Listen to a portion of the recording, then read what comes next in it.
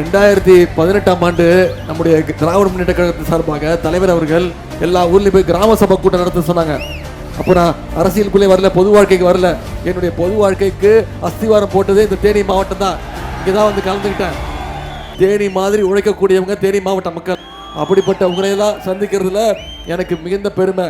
ஒன்றிய பாஜக அரசு இன்னைக்கு நாடாளுமன்றத்தை கூட்டி தொகுதி மறுவரையறை அப்படின்னு ஒரு திட்டத்தை கொண்டு வராங்க. இன்னைக்கு திராவிட முன்னேற்ற கழகம் உள்ளிட்ட அனைத்து எதிர்கட்சிகளும் இதற்கு கடும் எதிர்ப்பு தெரிவிச்சிருக்கிறோம். இது மூலமா மக்கள் தொகையை அடிப்படையாக வச்சு ஒவ்வொரு மாநிலத்திலையும் எம்பிக்களுடைய எண்ணிக்கையை குறைக்கிறதுக்கு முயற்சி பண்றாங்க. ஆனா இன்னைக்கு எடப்பாடி பழனிசாமி, நான் சொன்னல புரட்டு அடிமைன்னு ஏன் சொல்லட்டுமா, நாம இவ்வளவு எதிர்ப்பு தெரிவிக்கிறோம்ல நம்முடைய எம்பிக்கள் கம்மியாகுதுன்னு. ஆனா எடப்பாடி பழனிசாமி என்ன தெரியுமா சொல்றாரு, டீலிமிட்டேஷனால தமிழ்நாட்டுக்கு எந்த பாதிப்பும் வராதுன்னு சொல்றாரு எதிர்க்கட்சி தலைவர். பாதிப்பு வரும்னு சொன்னாருன்னு வச்சுக்கோங்க, பாஜக மூலியமா அவருக்கு பாதிப்பு வந்துடும். அதனாலதான் இப்படி தமிழ்நாட்டுக்கு தொடர்ந்து துரோகம் பண்ணிட்டு இருக்காரு. வர ஏப்ரல் 23ஆம் தேதி சட்டமன்ற தேர்தலில் நம்முடைய அண்ணன் மகாராஜன் அவர்களுக்கு ஆண்டிப்பட்டி தொகுதியில உதயசூரியன் சின்னத்துல வாக்களிச்சு மிகப்பெரிய வெற்றியை உறுதி செய்யணும். செஞ்சு கொடுப்பீங்களா?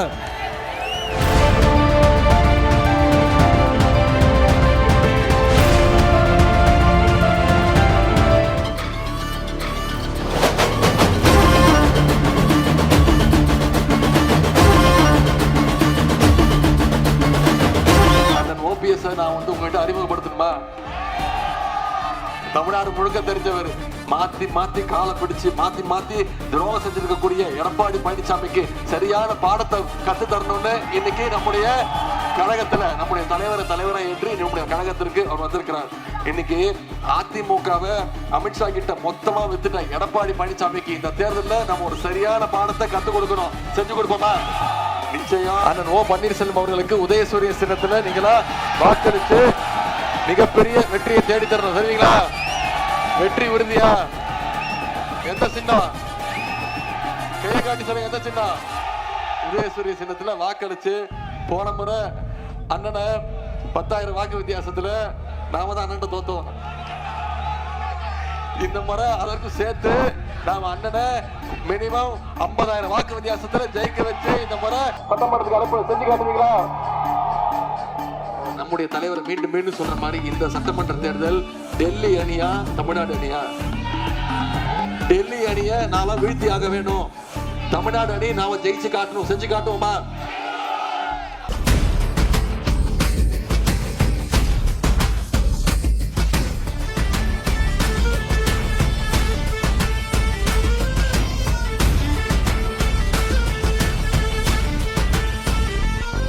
விடுதலை சிறுத்தைகள் கட்சியுடைய தலைவர், எழுச்சி தமிழர் அண்ணன் திருமா அவர்களுடைய அன்பையும் நம்பிக்கையும் பெற்ற வேட்பாளர் தான் அண்ணன் திரு சக்திவேல் அவர்கள்.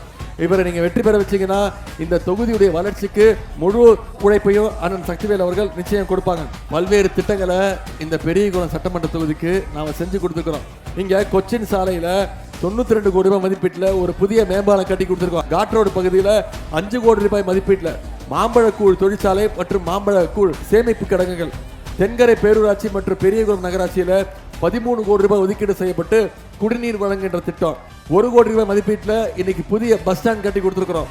லட்சுமிபுரத்தில் கண்காணிப்பு மற்றும் விவசாயிகளுக்கான தகவல் மைய கட்டிடம். இதையெல்லாம் செஞ்சு கொடுத்துட்டு தான் மீண்டும் பெரியகுளத்தில் மீண்டும் நமக்கு ஒரு வாய்ப்பு கொடுங்க, பான சின்னத்தில் ஆனால் சக்திவேல் அவர்களுக்கு வாய்ப்பு கொடுங்கன்னு உங்களை கேட்க வந்திருக்கிறேன்.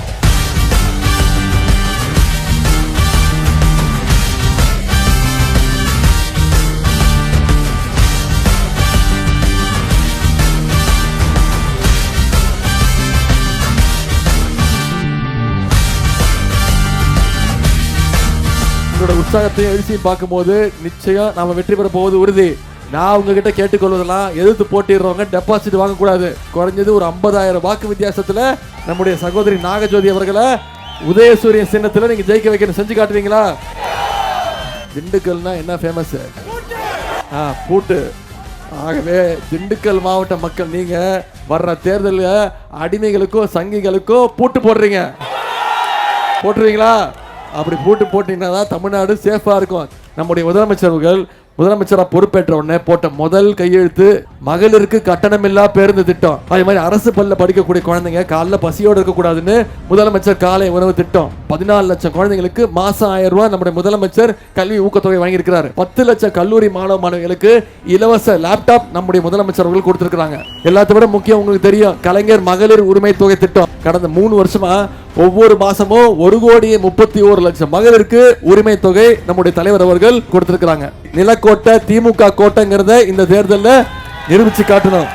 அதுக்கு உதயசூரிய சின்னத்தில் மிகப்பெரிய வாக்கு வித்தியாசத்தில் ஜெயிக்க வைக்கணும்.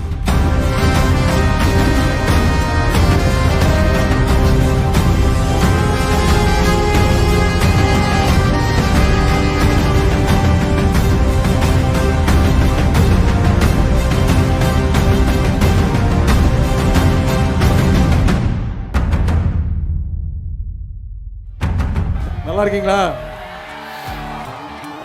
நீங்க என்ன கேட்க மாட்டீங்களா? சூப்பரா இருக்க. நீங்க இருக்கும்போது எனக்கு என்ன பிரச்சனை? இவர் எழுத்து யார் போட்டி போடுறாரு உங்களுக்கு தெரியும். சீனிவாசன் அவர்கள் இங்க போட்டி போடுறாரு. அவர் ஒரு மாபெரும் சிந்தனையாளர், பெரிய சயின்டிஸ்ட். அவர் சொல்றது எல்லாமே அப்போ புரியாது, அப்புறமா வீட்டுக்கு போய் யோசிச்சோன்னா புரியும். அந்த அளவுக்கு யோசிச்சு யோசிச்சு தத்துவம் தான் சொல்லுவாரு.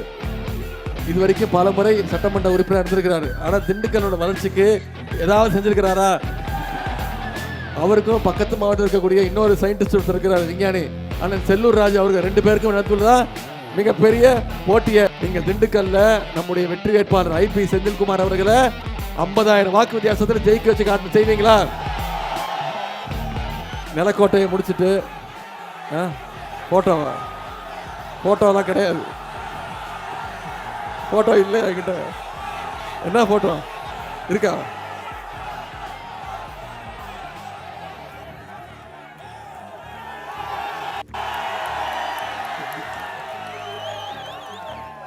இங்க பாரு, இந்த போட்டோ நான் எடுத்துட்டு வரல, கீழே இருந்து கொடுக்குறீங்க. என்கிட்ட கிடையாது. இந்த போட்டோக்கு எனக்கு சம்பந்தம் கிடையாது. சரியா?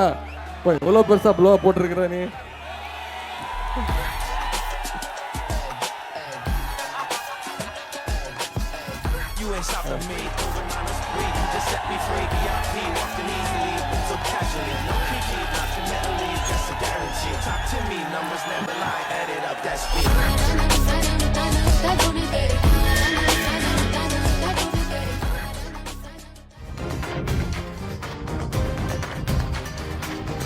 நம்முடைய தேர்தல் வாக்குறுதி கொடுத்திருக்கிறோம்.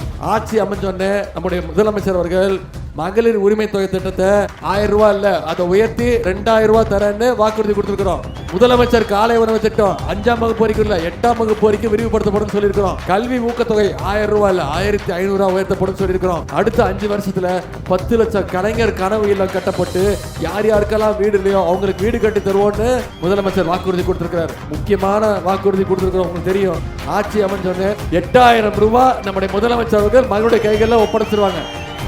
மகளிர் அவங்களே முடிவு எடுத்துக்கலாம், என்ன மின்சார பொருட்கள் தேவைங்கிறத அவங்களே முடிவு பண்ணி வாங்கிக்கலாங்கிறத நம்முடைய முதலமைச்சர் கொடுத்திருக்கக்கூடிய வாக்குறுதி. மீண்டும் நம்முடைய திராவிட மாடல் 2.2 ஆட்சி அமைய போவது உறுதி. அதுக்கு மேலும் வலு சேர்க்கிற விதமா இந்த வேடசந்தர் தொகுதியில அண்ணன் வீரசாமிநாதன் அவர்களுக்கு உதயசூரிய சின்னத்துல வாக்களிச்சு மிகப்பெரிய வாக்கு வித்தியாசத்தில் ஜெயிக்க வைக்கணும். செஞ்சு கொடுப்பீங்களா? வெற்றி நிச்சயமா?